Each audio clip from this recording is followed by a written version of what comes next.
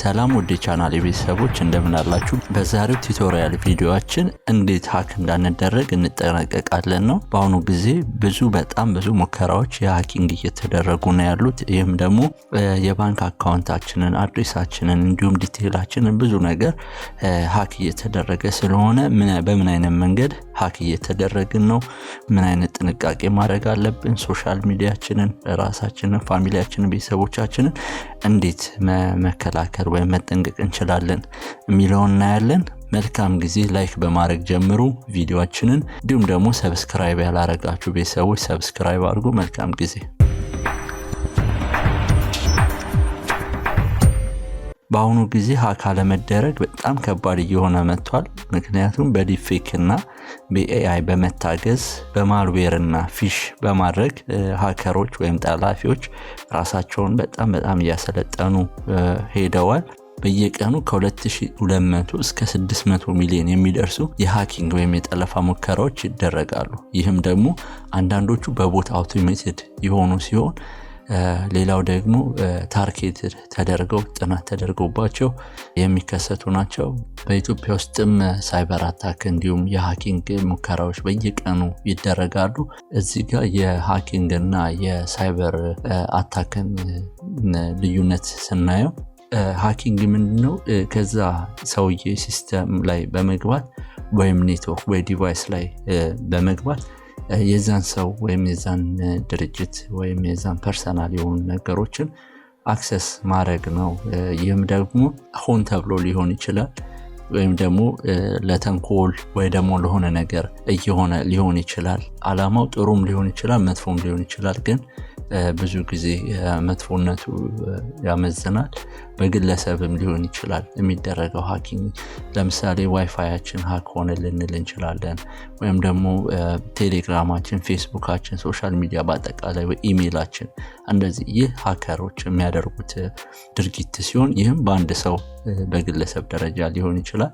ይህም ደግሞ የሚጠቀሙት የኛ ደካማ ፓስወርድ በመሆኑ ነው። ይህንን እንዴት ጠንካራ እናረጋለን የሚለውን አብረን እናያለን። ሳይበር አታክ ደግሞ ሆን ተብሎ ዲጂታል ሲስተሞችን የማጥፋት ወይም ደግሞ ዳታዎችን የመበርበር ወይም የመስረቅ እንዲሁም ደግሞ ለማበላሸት ብዙ ነገሮች እንዳይሰሩ ለማድረግ ሆን ተብሎ የሚደረግ ፐርፐዝሊ ተጠንቶበት የሚደረግ ሲሆን በጣም ሁልጊዜ ተንኮል አዘልና የሆነ ታርጌትድ የሆነ ነው። በጥቃትና በጉዳት ላይ ያተኩራል። ብዙውን ጊዜ በተደራጁ ቡድኖች ወይም ደግሞ በመንግስታትም እንደዚህ አይነት ነገሮች ሊፈጸሙ ይችላሉ። አንዳንድ ጥናቶች እንደሚያሳዩ ከሆነ ተጠቃሚዎች ፓስወርዳቸውን በአይምሯቸው ሴቭ በማድረግ በወረቀት ላይ በመጻፍ ኮምፒውተር ወይም ስልክ ላይ ሴቭ በማድረግ ፓስወርድ ማኔጅመንት ሶፍትዌር በመጠቀም ኢሜል ላይ ፓስወርዳቸውን ሴቭ ሲያደርጉ 18.7% የሚሆኑ ደግሞ አንድ አይነት ፓስወርድ ለ3 አካውንት ይጠቀማሉ።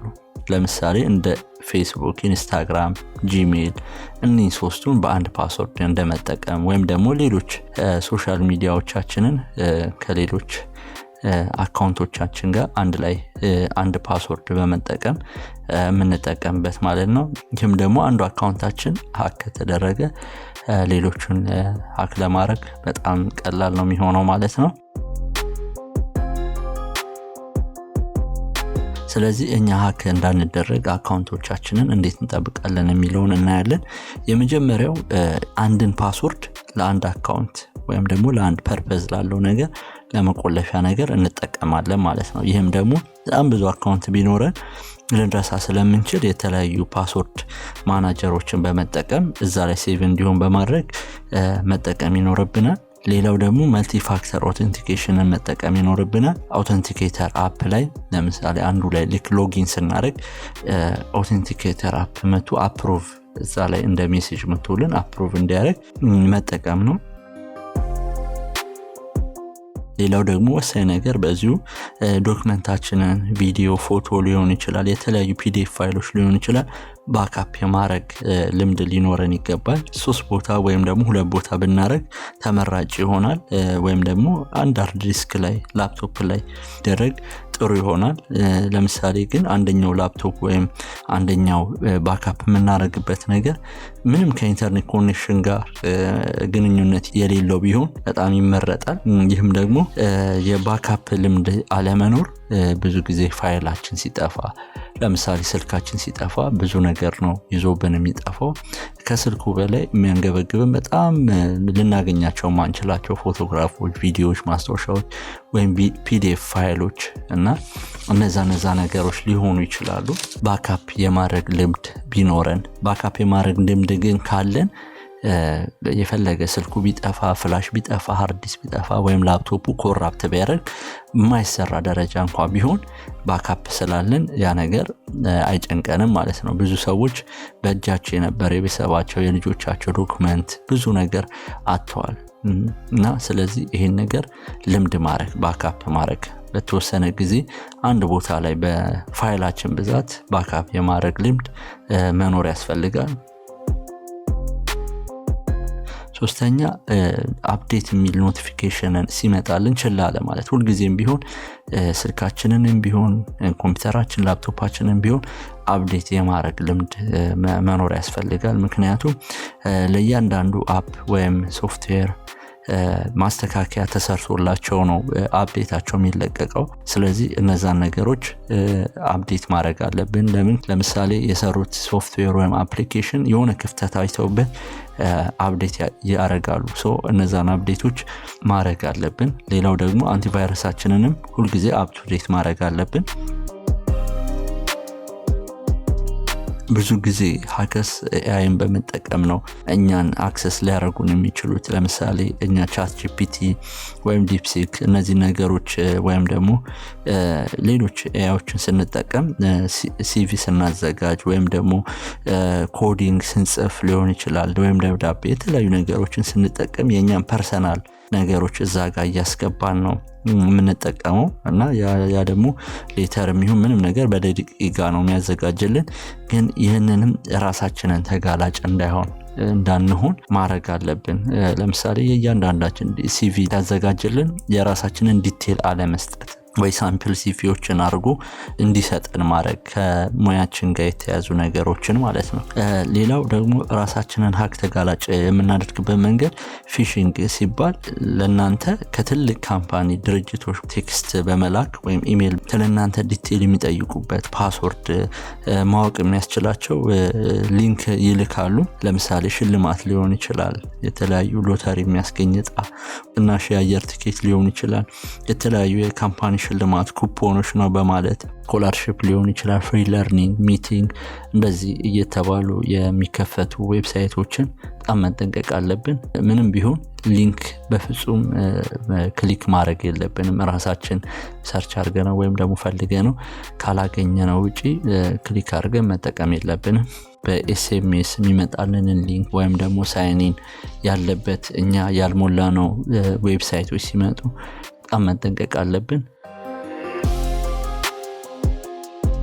ሌላኛው ማንንም ማመን የለብንም። ከማንም የተላከልን ሊንክ ሊሆን ይችላል፣ ካለቃችን፣ ከእህታችን፣ ከወንድማችን፣ ከማንም ሊሆን ይችላል። የሚላክልንን ኢሜልም ሊሆን ይችላል፣ ኤስኤምኤስ ሊንክ ካለው በፍጹም ክሊክ ማድረግ የለብንም። ብዙ ሰው የሚሸወደው ከከሌ ተልኮልኝ ሊንክ ካልጠበቀው ሰው ሊንክ ሊደርሰው ይችላል። ያም ሰው ሀክ የተደረገው በዛ ባልጠበቀው ሰው ሊሆን ይችላል፣ በደረሰው ኤስኤምኤስ ወይም ደግሞ ኢሜልም ሊሆን ይችላል ወይም ቴሌግራም ሊሆን ይችላል። በጣም መጠንቀቅ አለብን። እነዛን ኢሚዲየትሊ መደለት አለብን። ኢሜሎችንም ሊሆን ይችላል፣ ኤስኤምኤሶችንም ሊሆን ይችላል። ብዙ ጊዜ እኛ ሀገር የተለመደው ቴሌግራማችን ሲጠለፍ ወይም ፌስቡካችን እንደዚህ አይነት ነገሮች ነው። እነዛም መጠንቀቅ አለብን። በተለይ ኢሜሎቹ በጣም ይሸውዳሉ። አንድ ፊደል በመጨመር ወይም ደግሞ በመቀነስ ሊሆን ይችላል ወደኛ ሊንክ የሚልኩልን። ለምሳሌ እኛ የኢትዮጵያ አየር መንገድ ላይ ሬጂስተር እያደረግን ዌብሳይት ላይ ሬጂስተር እያደረግን ከሆነ እኛነታችን ኮንፊርም ለማድረግ ዋን ታይም ሊንክ ይልክልናል። ያም በኢሜይላችን በተመዘገብነው ኢሜይል ሊሆን ይችላል። ዋን ታይም ነው የሚሆነው። ስለዚህ አፕሮቭ ለማድረግ ነው፣ ሬጂስተር ስናደርግ ነው፣ ግን እኛነታችን ለማረጋገጥ ነው። ያንን ሊንክ እኛው እየሞላን ስለሆነ በዛ አፕሮቭ የሚደረግበት መንገድ አለ። ግን በተረፈ እኛ ባልሞላ ነውና ባልተመዘገብነው ነገር የሚመጣልንን መጠንቀቅ አለብን ማለት ነው። ራሳችንን ተጋላጭ ከምናደርግባቸው አንደኛውና አደገኛው መንገድ ደግሞ ፍሪ ፋይል ኢንክሪፕትድ ሶፍትዌሮች ወይም አፖችን ስንጠቀም ነው። ይሄም ማለት ምንድነው? ፕራይቬት የሆኑ ፒክቸሮች፣ ዶክመንቶች፣ ፋይሎች ሊኖረን ይችላል። እነሱን ኢንክሪፕትድ አድርገን ሃይድ አድርገን ወይ ሎክ አድርገን እናስቀምጣለን። ከዛ አንሎክ አድርገን ወደ በፊቱ ለማስመለስ ስንሞክር እነዛን ያስቀመጥናቸውን ነገሮች እንድንገዛ ወይም ደግሞ ያን ሶፍትዌር እንድንከፍልበት ያዘናል ማለት ነው። ይህን ደግሞ ካላረግን አንዳንዴ ወደ ፐብሊክ የሚያወጡበት ነገር ይኖራል። ይህንንም በጣም ጥንቃቄ ማድረግ አለብን። ኢቭን አንዳንዴ ከፍለን ራሱ እነዛ ፋይሎች የማይመለሱበት ፐብሊክ ላይ ወጥተው የምናገኝበት ነገር ይኖራል ማለት ነው። ሌላኛው IoT ዲቫይሳችን ሃክ እንዳይደረግ መጠንቀቅ አለብን። ምንድነው IoT ዲቫይስ? ፊዚካል ዲቫይሶች ናቸው። ለኛ ህይወት የሚያቀሉልን በሴንሰር የሚሰሩ፣ በአፕ ወይም በሶፍትዌር የሚሰሩ፣ ከዋይፋይ ጋር በመገናኘት የሚሰሩ፣ በር ሊሆን ይችላል፣ ዋይፋይ፣ ሴኩሪቲ ካሜራ እንዲሁም ደግሞ የተለያዩ ነገሮች ናቸው፣ እኛን የሚያግዙ ነገሮች። እነዚህ ነገሮች ለብቻቸው በአንድ ዋይፋይ እንዲሰሩ ማድረግ ነው። ለምሳሌ የቤታችን የሴኩሪቲ ካሜራ ሃክ ከተደረገ ፐርሰናል የላይፋችን የመጋለጥ ነገር ይኖረናል ማለት ነው። ይህም ቀላል ሊመስለን ይችላል፣ ግን በጣም ከባድ ቀውሶችን ሊያመጣ ስለሚችል IoT ዲቫይሶቻችንን ሴኩር ማድረግ ይገባናል። እሺ፣ ሌላው ደግሞ የምናየው ምንድነው? ፓስወርዳችንን እንዴት ሴኩር እና ስትሮንግ እናደርጋለን የሚለውን ነው። ፓስወርድ ሞኒስተር የሚለውን ሰርች እናደርጋለን። ጉግል ላይም ሰርች ማድረግ እንችላለን። ፓስወርድ ሞኒስተር ብለን እንገባለን።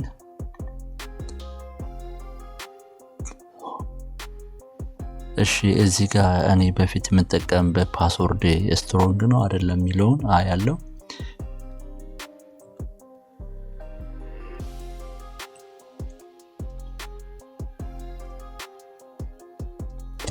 እኔ የምጠቀመው ፓስወርድ ሃክ ለመደረግ ወይም ክራክ ለመሆን 31 ሃወርስ ብቻ ይበቃዋል ማለት ነው። ስለዚህ እዚህ ጋር በፓስወርድ ሞኒስተር ላይ በመግባት ቼክ ማድረግ አለብን ማለት ነው። ለምሳሌ ምን አይነት ኪዎችን ብንጠቀም ስትሮንግ ይሆንልናል የሚለውን አሁን እኔ እዚህ ላይ የሆነ የተለየ ካራክተር ብጨምርበት ጠንካራ ሊሆን ይችላል። አንድ ፊደል በጨመርኩ ቁጥር ወይም ደግሞ አንድ ካራክተር በጨመርኩ ቁጥር ምን ያህል እንደሆነ ያሳየኛል። ስለዚህ ቼክ እናድርገው ምን እንዳረኩ ማለት ነው።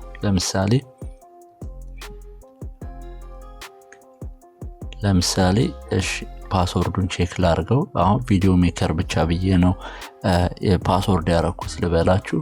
እዚህ ጋር ከዛ አት ብጨምርበት 8 days ሊሆን ይችላል። 1 ብቻ በመጨመር 10 years ይፈጃል ማለት ነው ሃክ ለመደረግ 2 months። እሺ 1 ለምሳሌ ሌላ ኪ ብጨምር ፕላስ የነበረውን ከበፊት ከነበረው ቬሪ ስትሮንግ አረኩት ማለት ነው። እና እዚህ ላይ በመጠቀም አሁን ይሄንን ፓስወርድ ብጠቀም ለአንድ ኢሜይል ወይም ደግሞ ለአንድ ፌስቡክ ወይም ለአንድ ሶሻል ሚዲያ ይሄንን ፓስወርድ ብጠቀም ምን ያህል ስትሮንግ እንደሆነ አያችሁት። ሁል ጊዜ እዚህ ጋር እየገባን ፓስወርዳችንን ማድረግ አለብን። ለምሳሌ አሁን በጣም የተለመደ ፓስወርድ ይሄ ነው። ፓስወርድ ብሎ አንዳንድ ሰው ፓስወርድ 45 እንደዚህ አርጎ ሴፍ ላይ ያደርግ ይችላል።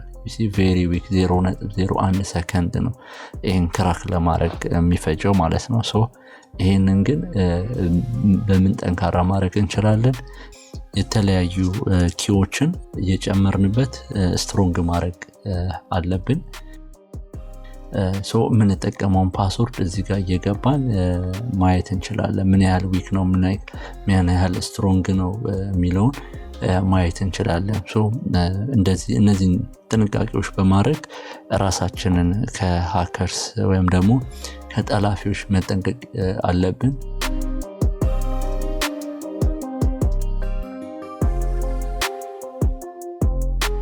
ውድ የቻናሌ ቤተሰቦች ለዛሬ ስለ ሃኪንግ የሰራሁላችሁ ቪዲዮ ባጭሩ ይሄን ይመስላል። ተከታታይ ደግሞ ጠቃሚ ቪዲዮዎች ለእናንተ አደርስላችኋለሁ። በቀጣይ ደግሞ ምሰራላችሁ ቪዲዮ እንዲደርሳችሁ ሰብስክራይብ በማድረግ ቤተሰብ ይሁኑ። እንዲሁም ደግሞ ቴሌግራም ላይ መክ ቪዲዮ ፕሮዳክሽን የሚል ግሩፕ አለ። እዛ ላይ በመግባት ኮሜንታችሁን ጻፉልን። መልካም ጊዜ